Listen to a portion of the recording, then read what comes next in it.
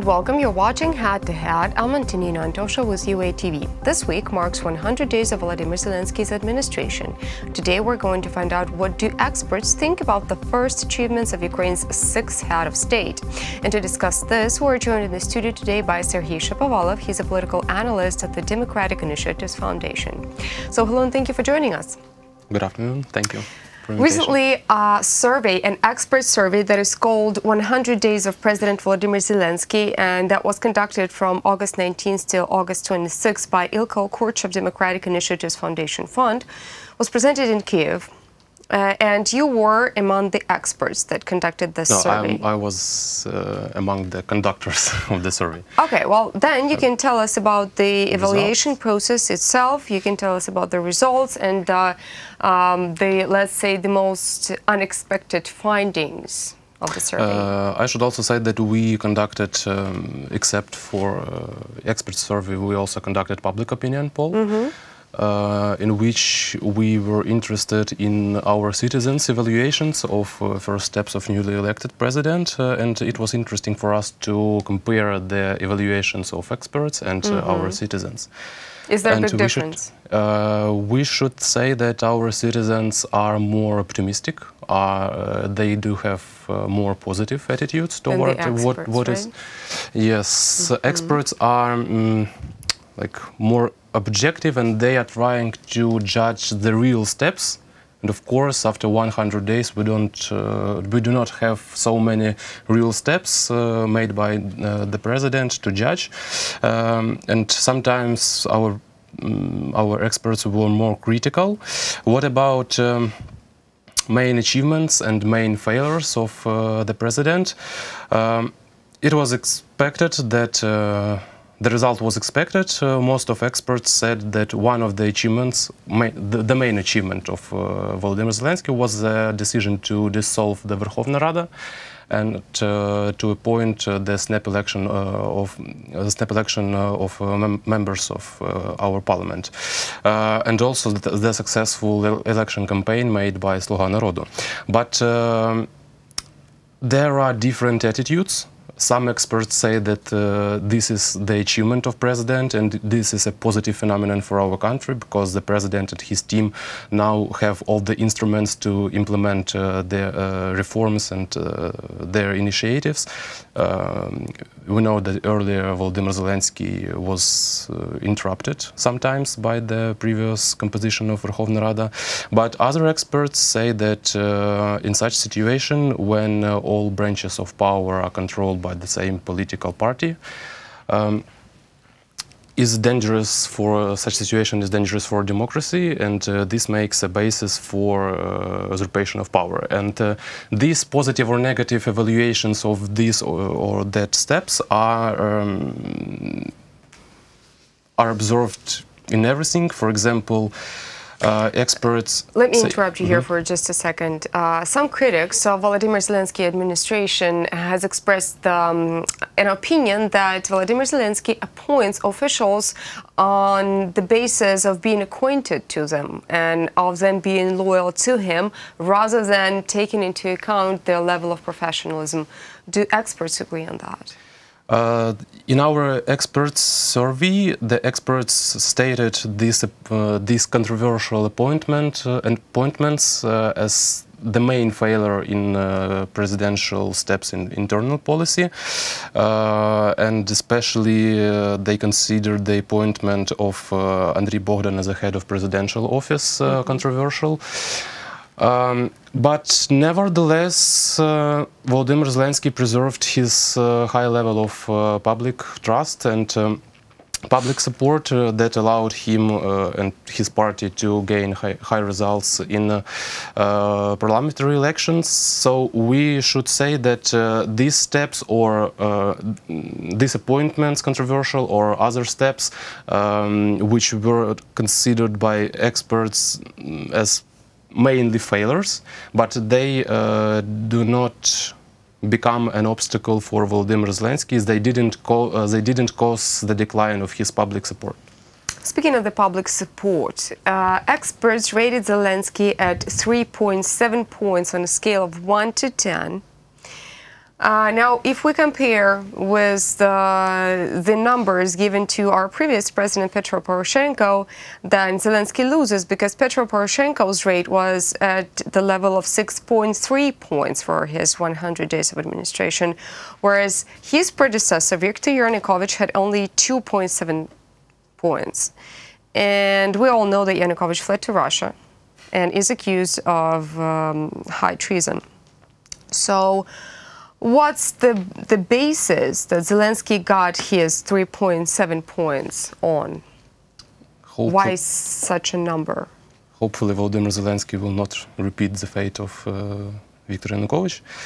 Almost all our experts said that Volodymyr Zelensky didn't have enough time to implement some of his initiatives. Of course, some successes took place, but as I said, sometimes he was made obstacles, and our obstacles to implement some of his decisions or initiatives. And our experts tried to evaluate retrospectively what was made. And some of them, the majority of our experts, made the mark of, for example, 3 or 4 or 5, but said that it is too early to judge. He didn't have enough instruments to make fast steps, which we, as experts, may judge as positive or negative. So our respondents just didn't have enough material to analyze. What if we try to compare the promises of the president and the actions of the president during his 100 days of administration? Now, Volodymyr Zelensky is the second president that promised to stop the war in the eastern Ukraine, and he failed so far. Is this a permanent failure, or is it yet another proof of that Volodymyr Zelensky didn't have enough time and space to fulfill his promises? I think that 3 months is not enough time for stopping a war which continues for 5 years. Mm-hmm. We understand that this is a long-term process, and stopping the war is one of the biggest expectations from the citizens. Among the expectations of the citizens from the president, we have stopping the war. About 70% of our citizens are concerned with the war. We have about 40% of citizens who wait for economic growth, and we have about 30% of people who want anti-corruption reforms. And we see that all these steps are long-term reforms, are long-term steps which, for example, right decisions in the economic policy may have an effect after next 10 or 15 years. But our citizens expect the reforms to be fast and effective, and they will ask themselves, even in 1 year, do I feel the increased level of life, the quality of life? Mm-hmm. No. And they will ask Volodymyr Zelensky, why? In 1 or 2 years, they will ask Volodymyr Zelensky, why do we still have war? Why the peace is not still established?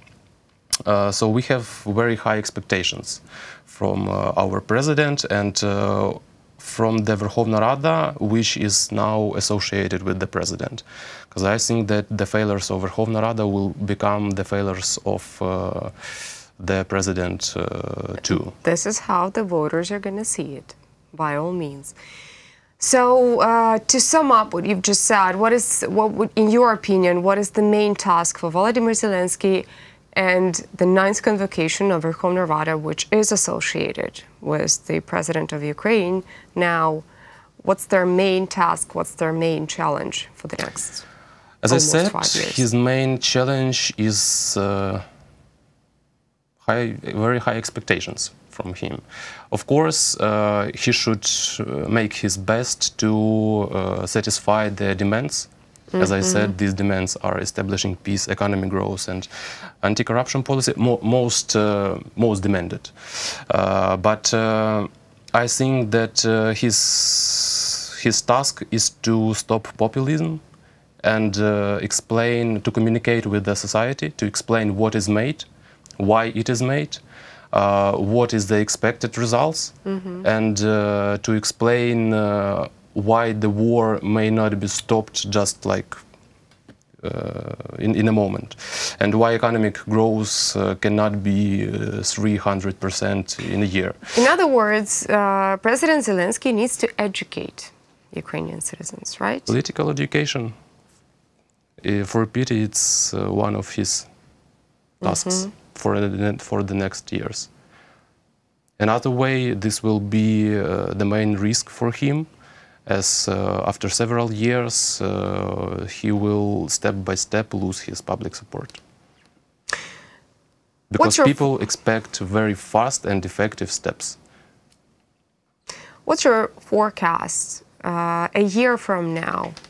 Where would Volodymyr Zelensky and his colleagues in the Verkhovna Rada stand? It's hard now to predict. It will be very interesting to analyze first 100 days of Verkhovna Rada in 3 months, because we know that now their power is consolidated in one team, and we should see the way how they use their power, how their decisions will be made, who makes the decisions, is the Verkhovna Rada independent or it is like organ who adopts the laws and the center of decision making is somewhere else. Of course, each government loses its support. And if we analyze the voters of Volodymyr Zelensky, 73% of our citizens voted for him, and these are the people in Western Ukraine, these are the people in Eastern Ukraine with very different attitudes. He successfully aggregated their dissatisfaction with Petro Poroshenko during the election campaign, but for example, if we analyze voters' attitudes towards foreign policy, in Western Ukraine we have pro-Western citizens. In South or Eastern region, we have people with more people with moderate position towards Russia. And when Volodymyr Zelensky starts his whether pro-Western course of foreign policy or more moderate position towards Russia, the part of his voters will be disappointed in him. And of course, it is impossible to satisfy all the demands of the society, all the needs to increase the economy in 1 or 2 years. But as I said, it is a problem of political education. Thank you so much for coming. Thank you so much for this informative conversation. That was Serhii Shapovalov. He's a political analyst at the Democratic Initiatives Foundation. Thank you so much for watching Head to Head. Stay tuned with UATV for more.